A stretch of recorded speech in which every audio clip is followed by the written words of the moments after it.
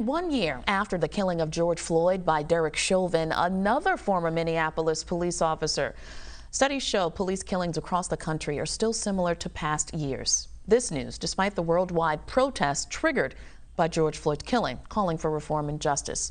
Now, in 2021 alone, police have killed nearly 500 people, with black people making up nearly 30% of those killings. Well, here to discuss those numbers and what police reform will look like in black and brown communities is Dwayne Bryant. He's the president of Intervision International. He's also a police accountability expert, and he's got another title. He's the best-selling author of the Stop Improving Police and Community Relations, and you've also been recognized by Ebony Magazine. My God, the list goes on and on. You're a crusader for work against police brutality.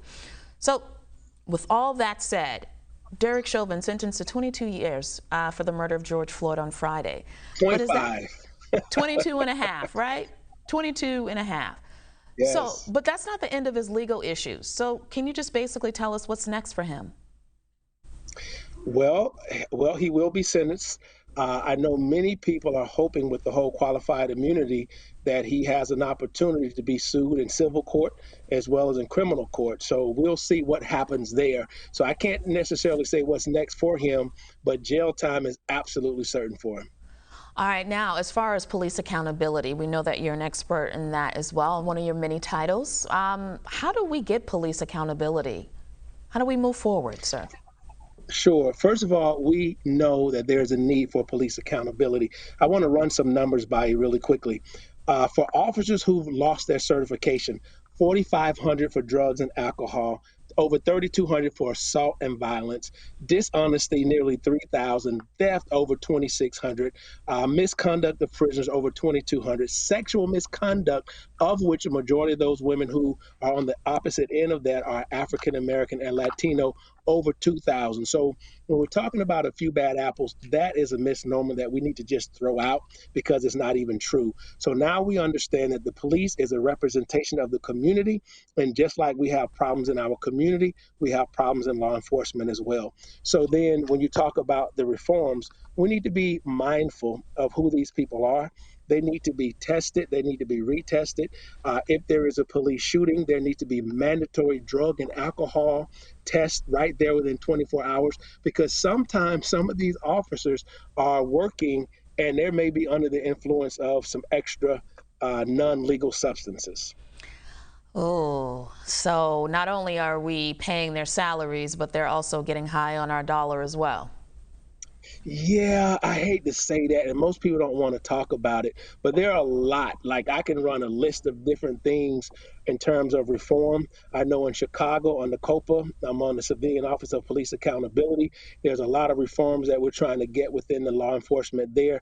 But some of these reforms just makes common sense. If you shoot someone, you should take a mandatory drug and alcohol test. You should also have to give us a statement within 24 to 48 hours. Why is it that the victim has to give statements, but the law enforcement officer doesn't have to? So there's so many things that police unions put in place to keep police officers shielded from harm or from even wrongdoing, so there's no accountability. And that's what the nation is saying now. The majority of people, Democrat, Republican, black, and white, are realizing there's systemic problems within law enforcement and something needs to be done about it. What do? You have to change policies, you have to change laws, and you also have to change standards. But who do we go after? Do we go after the police union? Do we change the law? I mean, what's the first step here? Well, what we have to realize is there is no silver bullet. So what you got to do is you just got to keep firing the bullets. So meaning. So not throwing everything at the sink, just throwing everything but the kitchen sink. Absolutely. You want laws, right?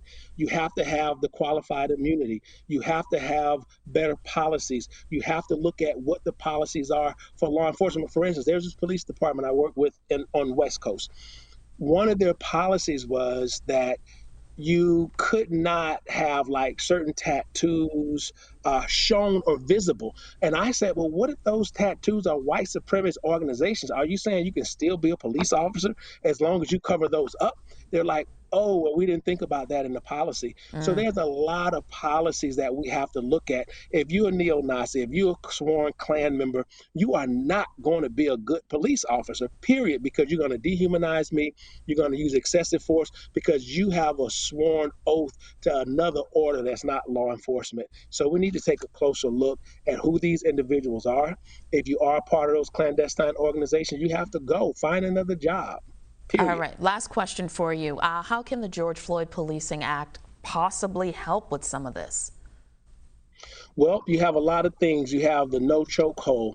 You have the no knock warrant. I believe they're still trying to put the qualified immunity in there, and I hope it gets passed, but it's going to be a rough road because now, if I know that, for instance, Derek Chauvin, if qualified immunity was no longer there, his home in Florida, the Floyds get, his home in Minneapolis. So many assets that individuals have. If you knew you were threatened to lose in a civil court, you losing your assets, you'd probably be less likely to kill somebody just because you feel like it.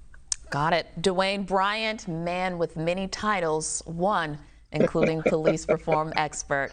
Thank you for joining us on BNC. It was a pleasure having you.